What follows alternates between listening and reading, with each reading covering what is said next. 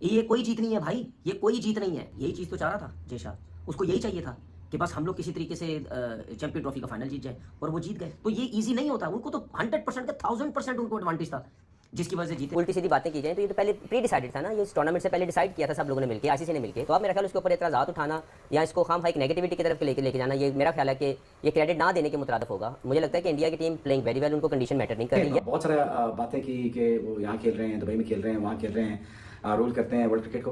भाई रूल करते तो हैं, लेकिन आप ये भी तो समझें कि वो क्रिकेट भी तो अच्छी खेलते हैं। I think India has thoroughly deserve the victory and at the same time they deserve every admiration, adulation and appreciation when it comes to winning the ICC Champions Trophy. I think उनका कप्तान बहुत ज़बरदस्त है, उनकी team की intent बहुत अच्छी है, उनका टैलेंट पूल बहुत अच्छा है, बेंच स्ट्रेंथ बहुत अच्छी है। कि इतनी डेप्थ मौजूद है भारत की टीम के अंदर, बड़ी जबरदस्त प्लानिंग करके आते हैं और फिर नीचे जब रोहित शर्मा भी आउट हो गए, किंग कोहली भी आउट हो गए, तो अय्यर और अक्षर ने संभाला, एक अच्छी पार्टनरशिप डेवलप की। इवन दो के मुश्किलें बनाई रखी न्यूजीलैंड ने, न्यूजीलैंड फाइट बैक करता रहा, पंचेस मारता रहा, विकेटें लेता रहा, जबरदस्त कैच भी पकड़ा फिलिप ने, पूरी कोशिश करता रहा कि कहीं ना कहीं से ये मैच के अंदर हम आ जाए। लेकिन भारत था, भारत के पास हर क्वेश्चन का आंसर मौजूद था। भारत ने हर क्वेश्चन का आंसर ब्रेवरी से दिया है, समझदारी से दिया है। इस तरह के प्लेयर्स मौजूद हैं कि जिनकी मेंटल गेम अवेयरनेस बहुत हाई है, बड़े बड़े मैचेस आईपीएल के खेलते हैं, प्रेशर गेम्स खेलते हैं, हर टूर्नामेंट का तो फाइनल खेल रहे होते हैं। तो उनसे ज्यादा प्रेशर को कौन समझ सकता है, उनसे ज्यादा एबिलिटी किसके पास हो सकती है कि वो प्रेशर को हैंडल करें। और एक बार फिर आज भारत ने दिखाया है कि वो वर्ल्ड चैंपियंस हैं।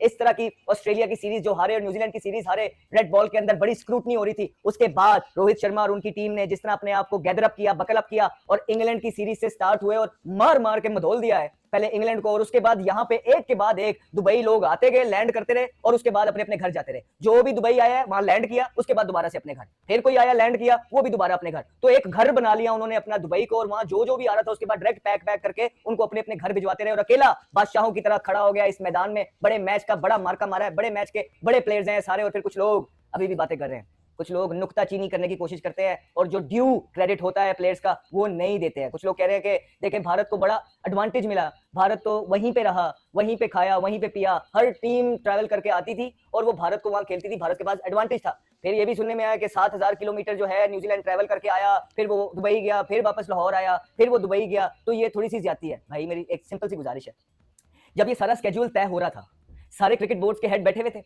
तो उनको नहीं पता था कि ये सारी चीजें होनी है।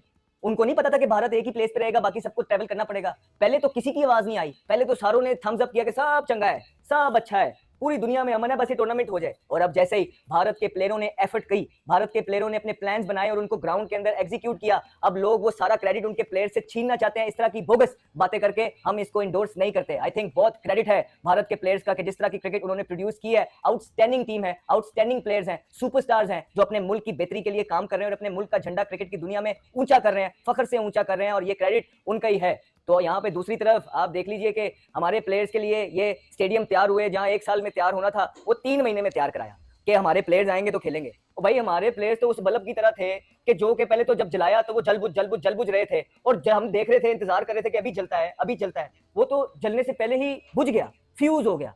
तो जब वो बल्ब ही फ्यूज हो गया है तो ये स्टेडियम का क्या फायदा होना था अरबों रुपया लगा के, क्योंकि आपने वो बल्ब ही ठीक नहीं लगाया हुआ। आप बल्ब तो पहले ठीक लगाएं जो फ्यूज ना हो, जो थोड़ी देर निकाल तो जाए। आपका बल्ब चलने से पहले फ्यूज होता है, और फिर जो बल्ब शाइन कर रहे होते हैं, जोरों शोरों से जल रहे होते हैं, फिर जब उनकी तारीफ करते हैं या वो अच्छा खेलते हैं तो उसमें भी आप कीड़े निकालने लग जाते हैं। यूं दूसरों के लिए बातें करने से कुछ नहीं होगा, अपने आप को देखना है, अपने गिरबान के अंदर देखना है कि हम वो क्या चीजें हैं जो गलत कर रहे हैं, सीखना है। आप वही 2 प्लेयर्स जो दो इवेंट से आपकी जो टीम क्वालिफाई तक कर नहीं सकी, लोगों को, आपके प्लेयर्स को 8-8 इवेंट मिले, लेकिन आपके कान पे जूं नहीं रिंग रही है, वही प्लेयर्स आप उठा के दोबारा सिलेक्ट कर रहे हैं। इंडिया यही चीज़ तो चाह रहा था जय शाह, उसको यही चाहिए था कि बस हम लोग किसी तरीके से चैंपियन ट्रॉफी का फाइनल जीत जाए, और वो जीत गए।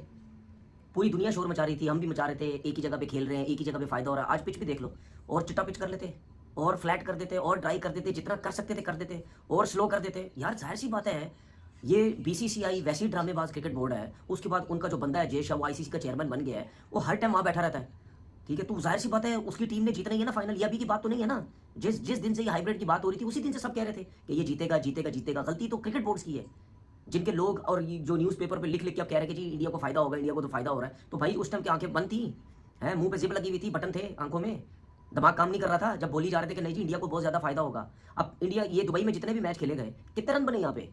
एक मैच मुझे बता दो किसी में 300 रन बनाओ, 280 बनाओ, 290 बनाओ, एक मैच मुझे बता दो। और पाकिस्तान में तो 350 रन बन रहे थे। क्यों? क्योंकि वहां पे पिच प्रॉपर बैटिंग पिच थी, बल्ले पे बॉल अच्छा आ रहा था, स्पिनर का बॉल भी फंस नहीं रहा था, ना इतना ज्यादा ब्रेक हो रहा था, वहां पे स्पिनर को ही मार लग रही थी। मैं बहुत लोगों को सुनता था, ओ जी पाकिस्तान में आएगी जो है वो क्या नाम है इसका, इंडिया की टीम पाकिस्तान आती है वो बहुत मारती। जी बिल्कुल बहुत मारती है, हमें ही पता है, बैटिंग में बहुत मारती है, ठीक है। लेकिन कम से कम ये भी होता कि उनका बेशक स्पिन अटैक अच्छा था, लेकिन जहां बॉल ब्रेक नहीं होता, ये मेरी बात हमेशा याद रखना, ये जो दुबई वाली पिच है ना, यहाँ पे या बॉल ब्रेक होगा बैट्समैन को मुश्किल होती है, या बॉल ब्रेक नहीं भी होता तो गेंद बहुत स्लो आता है, बल्ले पे नहीं आता, बहुत रुक के आता है, ठीक है ना। तो जिसकी वजह से बैट्समैनों को प्रॉब्लम होती है, वो समझते हैं कि यार बहुत ज्यादा रुक के आ रहा है, स्लो आ रहा है, अगर हम इस पे जाएंगे, बॉल के ऊपर जाएंगे, स्पिनर के ऊपर, तो हमें प्रॉब्लम हो सकती है, हम आउट हो सकते हैं। अभी यही जितने बैट्समैन हैं जो सारे पाकिस्तान में खेलते रहे और जाके इंडिया के साथ खेले, वहां कितने बैट्समैनों ने कितनी परफॉर्मेंस दे दी। मैंने इसीलिए तो बोला ना 250 रन यहाँ आजाद बना हुआ था दुबई में रन का। ऐसा नहीं है कि बिल्कुल ही सीधा आ रहा था, ब्रेक हो रहा है कहीं ना कहीं, तो ये ईजी नहीं होता। उनको तो 100% का 1000% उनको एडवांटेज था, जिसकी वजह से जीते। ऐसी जीत को मेरी तरफ से, ऐसी जीत को कचरे के डब्बे में फेंकना चाहिए, ऐसी जीत को बिन में फेंकना चाहिए। ये कोई जीत नहीं है भाई, ये कोई जीत नहीं है। बाहर निकलते तो पता चलता, आते, मैंने जितना पहले बोला था, आते पाकिस्तान मारते आए, पाकिस्तान आके मारो।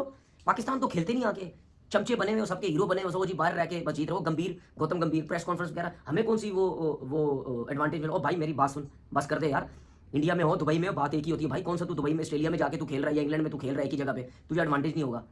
सही है, तो बात सीधी सीधी ये है, अब क्रिकेट बोर्ड्स को तगड़ा आना पड़ेगा इनके खिलाफ, ठीक है। ये पैसे के चक्कर में, इन चीज़ों के चक्कर में हर किसी को दबा के रखा हुआ है, ऐसा थोड़ी होता है। ये कौन सा टूर्नामेंट है भाई, ये मतलब सारी टीमें पाकिस्तान में खेल रही हैं। और अब मुझे एक बात बताओ, यही न्यूजीलैंड के प्लेयर थे ना, पाकिस्तान में कैसे क्रिकेट खेल रहे थे।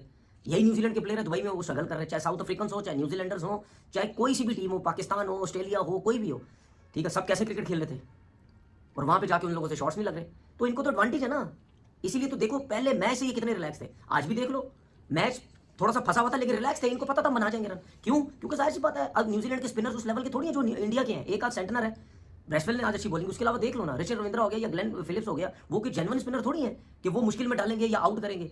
हालांकि इन्होंने कैचेस भी छोड़े न्यूजीलैंड, लेकिन उसके बावजूद भी कुछ भी नहीं होना था। ये खाम खा के इश्यूज उठाए जा रहे हैं। और अगर आप सिर्फ देखें कि India playing like a champion team, they playing for a goal, और गोल हमने पहले डिस्कस किया कि they playing for the trophies. उनकी प्लानिंग के अंदर ही ट्रॉफी जीतना है। उसके बाद अगर उल्टी सीधी बातें की जाए तो ये तो पहले प्री डिसाइडेड था ना, ये इस टूर्नामेंट से पहले डिसाइड किया था सब लोगों ने मिलकर, आईसीसी ने मिलकर, कि this is how it's gonna operate this the whole tournament. तो आप मेरा ख्याल उसके ऊपर एतराज़ात उठाना या इसको खाम खा एक नेगेटिविटी की तरफ लेके जाना, ये मेरा ख्याल है कि ये क्रेडिट ना देने के मुतरादफ होगा। मुझे लगता है कि इंडिया की टीम प्लेइंग वेरी वेल, उनको कंडीशन मैटर नहीं कर रही। यस, आप ये कह सकते हैं कि वो वन वेन्यू के ऊपर खेल रहे हैं, और ये पहले भी हो चुका है, पहले भी कुछ ना कुछ होम टीम्स को अपने होम वेन्यूज़ के ऊपर एक ही जगह पर रखा गया, तो ये कोई ऐसा मसला नहीं है। लेकिन अगर आप उनकी टीम के कॉम्पोजिशन में जाएँ तो they have covered all the basis. उसके बाद जो उनके टॉप प्लेयर्स हैं, दे परफॉर्मिंग फॉर अ कॉज। आप बात कर लें विराट कोहली की, तो 2 बड़े मैच आए इस टूर्नामेंट में अभी तक, एक आया ऑस्ट्रेलिया के खिलाफ, एक आया पाकिस्तान के खिलाफ, दोनों में man of the match Virat Kohli. तो मैं तो हमेशा फैन होता हूँ उस बंदे का जो मैन ऑफ द मैच बने, जो मैन ऑफ द सीरीज बने। प्रॉपर होमवर्क करके जो है यहाँ आए हैं, इसलिए अनबीटन है। उन्होंने सेकंड बारी भी ली, उन्होंने पहली बारी भी ली, उनको बीच में दूसरी टीम्स ने प्रेशराइज भी किया, उनके आउट करके भी किया, उनको अच्छे जो है बैटिंग में भी प्रेशराइज किया उनको, but they were keep coming back in a game, और सारे गेम्स में आए। तो वो इसीलिए आप आते हैं कि जब आपका होमवर्क पूरा होता है और जब आपने पूरी प्रिपरेशन की होती है। इसीलिए मेरे ख्याल में वो आज टीम जो है वो इस जगह पे खड़ी हुई है। और हाफिज, अभी शोएब अख्तर ने भी कहा कि कंसिस्टेंसी की बात है, 3-4 साल से प्लानिंग नजर आ रही है। लास्ट 3 आईसीसी इवेंट्स में सिर्फ एक मैच हारे इंडिया, वो था वर्ल्ड कप का फाइनल ऑस्ट्रेलिया के अगेंस्ट, जिससे नजर आता है कि उनका एक किस तरह का रन चल रहा है। अभी इंटरव्यू भी देख रहे थे मैच के बाद, विराट कोहली और शुभमन गिल खड़े हुए थे, और एक लाइन मुझे ऐसी कैची लगी, उसमें उन्होंने बोला कि शुभमन गिल को देख के लगता है कि अगले 8-10 साल के लिए इन गुड हैंड्स। सो ये जो transformation of talent and power baton है, वो बड़ी सिस्टमैटिक है और वो रिजल्ट्स में नजर आती है। देखिए, उनका सिस्टम आपको बता रहा है। सबसे पहले तो मैं समझता हूँ कि इंडिया को मुबारकबाद देनी चाहिए कि जिस तरीके से उन्होंने यहाँ पे क्रिकेट खेली, एज ए फैन हमें बहुत खुशी हुई कि एक अच्छी टीम सब कॉन्टिनेंट की वो डोमिनेट कर रही है because of the good skills. तो उनके सिस्टम की रिफ्लेक्शन है और कुछ भी नहीं है, उनके सिस्टम की राइट वे में राइट प्लानिंग की मैं बात करूंगा। और मैं पहले कह चुका हूं, दोबारा उसको दोहराऊंगा कि India is playing for a cause and that cause was to win ICC trophies.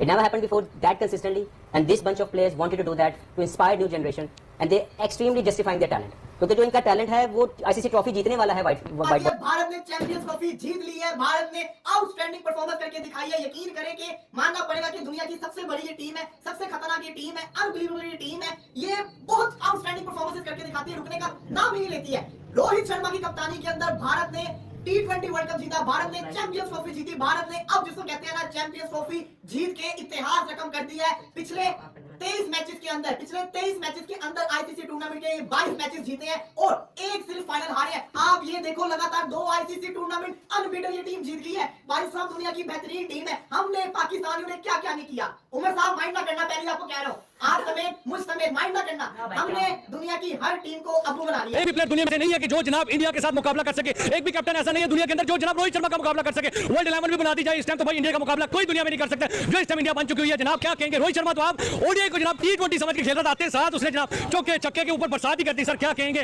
तोड़ फोड़ के रखते हैं न्यूजीलैंड को, केन विलियमसन को, रिचर्ड रविंद्रा को, जो कि सेंचुरी स्कोर करते थे। आज इंडिया के हालात बिकी बिल्ली बन गए हैं यार। इस चैंपियन ट्रॉफी में टोटल 8 टीमें थी, सिर्फ और सिर्फ इंडिया ने विन किया, बाकी सबने लन किया है। हकीकत बात यह है और इंडिया की टीम डिजर्व करती थी। आप रोहित शर्मा की बैटिंग देख लें, उसने उड़ा के रख दिया। बताया वन मैन आर्मी था वो, अकेले बंदे ने मैच जितवाया। और जितने भी हमारे कंट्री के लोग थे सब पब्लिक ने जो है मोबाइल पकड़े हुए थे और दुआ कर रहे थे कि अल्लाह इंडिया जीतिए, अल्लाह इंडिया जीतिए। आज वही कुछ हुआ। हमने जो है ना, हम ये कह सकते हैं कि हमने गोरों से कीवी से गोरों से बदला ले लिया इंडिया के थ्रू।